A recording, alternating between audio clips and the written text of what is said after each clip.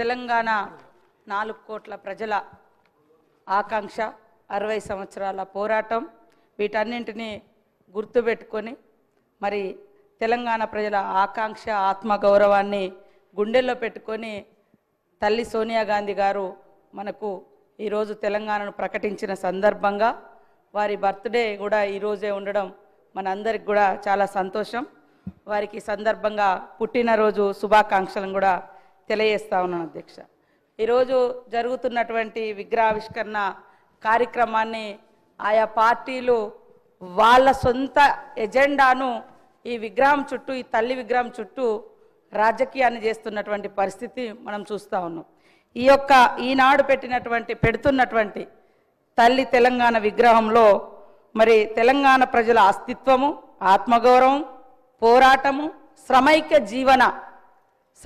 జీవన మరి రూపము, ఆశీర్వాదం, తల్లి యొక్క బ్లెస్సింగ్స్ ఇవన్నీ కలగలిసినటువంటి నిండు రూపము తెలంగాణ తల్లి రూపము ఈరోజు మనం ఆవిష్కరించుకోవడం కూడా చాలా సంతోషం అధ్యక్ష.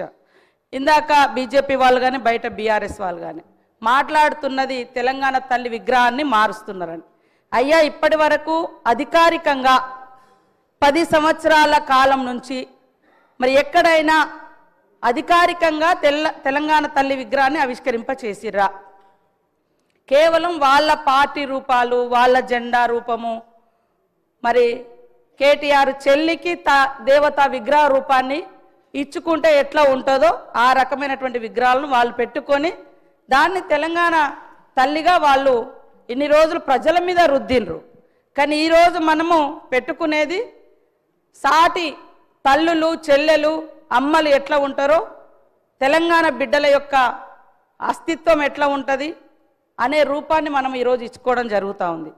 10 సంవత్సరాలైనా కూడా వాళ్లకు కనీసం ఒక తల్లి విగ్రహాన్ని ఏర్పాటు చేసుకుందాం అనేటువంటి ఆలోచన రాలేదు. కనీసం మరి నిండు గుండెల నిండా పాడుకునేటువంటి జయ జయ తెలంగాణను ఒక రాష్ట్రీయ గీతంగా ఏర్పాటు చేసుకుందాం అనేటువంటి ఆలోచన వాళ్ళకు రాలేదు. ఈరోజు అవి మనం చేస్తూ ఉంటే మాత్రం అడ్డుకుంటా ఉన్నారు. మనం విన్నట్టుగా గుండెల మీద, నెత్తి గుండుల మీద కూడా మా సోదరులు కానీ సోదరిమణులు కానీ అంటే రకరకాలుగా టీజీ అని పెట్టుకుంటే మాత్రం వాళ్ళ పార్టీకి వచ్చే విధంగా బీఆర్ఎస్ పార్టీ వాళ్ళు టీఎస్గా మార్చుకున్నారు.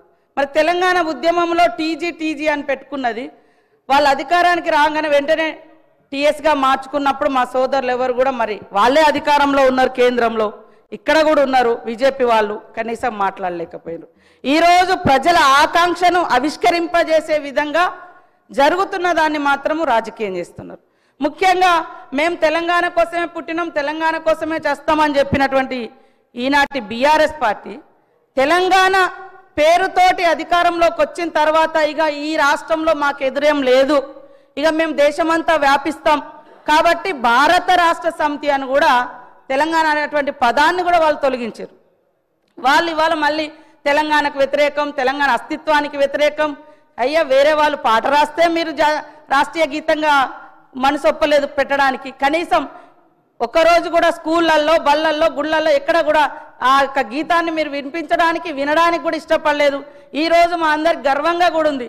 ఎక్కడ వెళ్ళినా కూడా ఫస్ట్ జయ జయ తెలంగాణ అని ఒక దళిత బిడ్డ రాసినటువంటి పాటను మేమందరం కూడా వింటుంటే నిజంగా మనసు పులకరిస్తూ ఉంది. అదేవిధంగా ఇక్కడ చూస్తున్నటువంటి ప్రతిరూపం తల్లి విగ్రహాన్ని కూడా చూస్తుంటే మమ్మల్ని మేము చూసుకున్నట్టుగా, మా అక్క చెల్లెలను చూసుకున్నట్టుగా, మా తల్లులను చూసినట్టుగా మాకు అనిపిస్తూ ఉంది. దాంట్లో ఎలాంటి రాజకీయం లేదు. కాకపోతే ఏంటంటే వాళ్ళకు బీఆర్ఎస్ వాళ్ళకు వాళ్ళ ఇంట్లో ఉండేటువంటి రూపం, నేను ఎప్పుడో 2-3 ఏళ్ల కింద నుంచే మాట్లాడుతున్నా, ఆ విగ్రహ రూపం చూడండి. ఎవరైనా శ్రమైక జీవనం ఉందా? మీరు తెలంగాణ తల్లి విగ్రహం పెట్టండి, కానీ దేవత రూపం ఇచ్చి ఇవాళ కొంతమంది ధనము ధాన్యంతో ఉండొచ్చు, కానీ తెలంగాణ సమాజం అట్లా లేదు. ఇందాక మా సోదరుడు వీరేశం గారు అన్నట్టుగా తెలంగాణ బిడ్డలు మట్టి బిడ్డలే కానీ ఎట్టి బిడ్డలు కాదు, గట్టి బిడ్డలు. ఆ గట్టితనాన్ని, ఆ శ్రామిక తత్వాన్ని, పంటను, అదేవిధంగా కష్టాన్ని కూడా అందులో చూపించినటువంటి మరి ప్రతిరూపంగా మనం చూస్తూ ఉన్నాం. అదేవిధంగా మరి ఇందాక మా సోదరులు కూడా నా పేరు చెప్పడం జరిగింది. నేను ఇచ్చేది అధికారికంగా జిల్లా కలెక్టర్లకు ఎన్ఆర్ఈ చేసేస్తే వాళ్ళకి ఇస్తున్నాం, లేదా ఏమైనా గతంలో ఎక్కువ ఇచ్చిన కాడ కొద్దిగా తక్కువ ఇచ్చి ఇస్తున్నాం. ఎందుకంటే ఆల్రెడీ ఎక్కువ డబ్బులు వాళ్ళకు పోయిన కాడ కాన్స్టిట్యున్సీకే ఇస్తున్నాం, కానీ వేరే రూపంలో లేదు. అదేవిధంగా ఇందాక మా వాళ్ళు మాట్లాడుతున్నారు, మా బీజేపీ సోదరులు, మరి సోనియా గాంధీ గారిని మోడీ గారు తెలంగాణ ఎట్లా ఇచ్చినావు, తల్లిని చంపి నువ్వు బిడ్డని ఇచ్చినావు అని నిండు సభలో అవమానించారు. ఆ రోజు కనీసం ఎవరు మీరు అది కాదు అని తెలంగాణ నుంచి మరి బీజేపీ నాయకులు కానీ బీఆర్ఎస్ నాయకులు కానీ దానికి ఆ యొక్క విధానాలకు వ్యతిరేకంగా మాట్లాడలేకపోయారు. కాబట్టి మేము ఎక్కడున్నా మేము పోరాటంలోనే ఉన్నాము. 1200 మందిని 1200 మంది అని ఆ రోజు కేసీఆర్ అని ఆయన అధికారానికి వచ్చినాక మళ్ళీ 400 మంది కుదించారు. కనీసం మీరైనా ఇవ్వలేదు.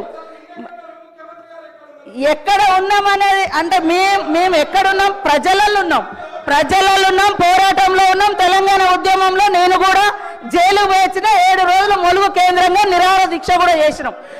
నేను అనేది సరే అదే ఓకే, తెలంగాణ వచ్చిన తర్వాత కూడా తెలంగాణను కించపరిచే అవసరం అంటున్నా. ఓకే, మేము ఎక్కడున్నామని ఓకే, మేము ఎక్కడున్నామో ఈ రోజు అదే పార్టీతో మీరు అంటగలుగుతున్నారు కదా. మేము ఆ రోజున్న పార్టీతో ఈ రోజు మీరు అంటగలుగుతున్నారు కదా. ఆ పార్టీ మీద డిపెండ్ అయ్యే ఇలా కేంద్రంలో మీ ప్రభుత్వం నడుస్తుంది కదా అని నేను అంటున్నా. కాబట్టి నేను అనేది ఎస్, ఆ రోజైనా ఈ రోజైనా మా గొంతులు తెలంగాణ ప్రజల కోసం వినిపించినాం. నిండు సభలో సోనియమ్మను పట్టుకొని కాంగ్రెస్ను పట్టుకొని మీరు తల్లిని చంపి తెలంగాణ ఇచ్చింది ఇది కరెక్ట్ కాదన్నప్పుడు ఇవాళ ఏం మాట్లాడుతున్నారు, ఈరోజు ఏం మాట్లాడుతున్నారు? కాబట్టి ఇవాళ రాజకీయాలలో వేరే రకం కానీ కేంద్రంలో పార్లమెంటు వేదికగా మాట్లాడితే మీరు ఎందుకు మాట్లాడలేదు?